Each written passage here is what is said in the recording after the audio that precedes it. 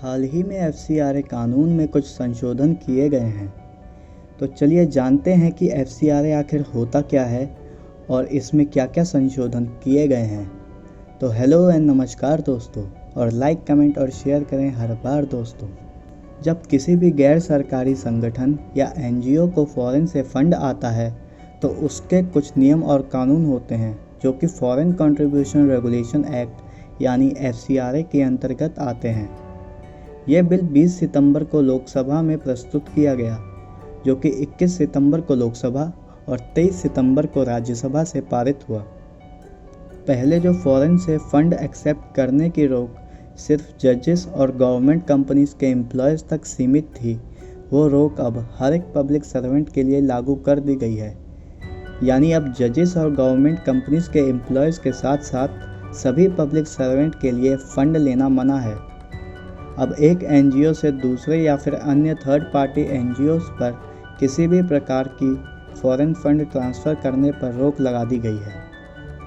पहले जो एनजीओज को अपने एडमिनिस्ट्रेटिव एक्सपेंस पूरे करने के लिए फ़ंड के 50% इस्तेमाल करने की अनुमति थी, वो अब घटा के 20% तक कर दी गई है।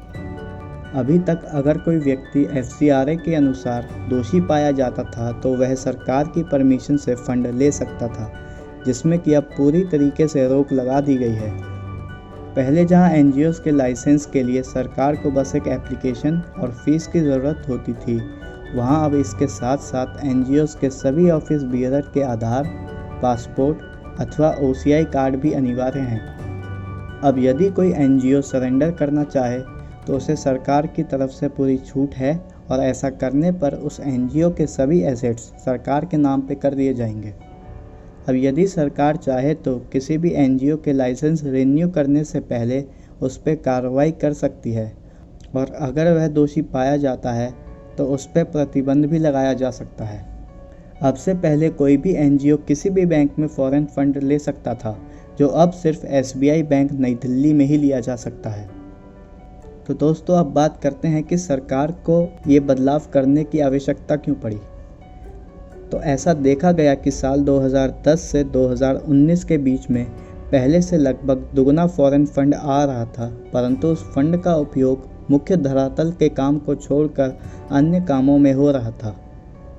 ऐसा भी देखा गया कि ज़्यादातर ऑर्गेनाइजेशन में फ़ंड का गलत तरीके से उपयोग हो रहा था, जिसमें कि दंगा भड़काने अथवा देश का माहौल बिगाड़ने जैसे हालात पैदा किए गए। तो दोस्तों, ये थी पूरी जानकारी एफसीआरए के बारे में और उसमें हुए संशोधन के बारे में। तो धन्यवाद दोस्तों, आपको हमारी वीडियो कैसी लगी कमेंट करके बताएं, और हाँ, सब्सक्राइब करना ना भूलें।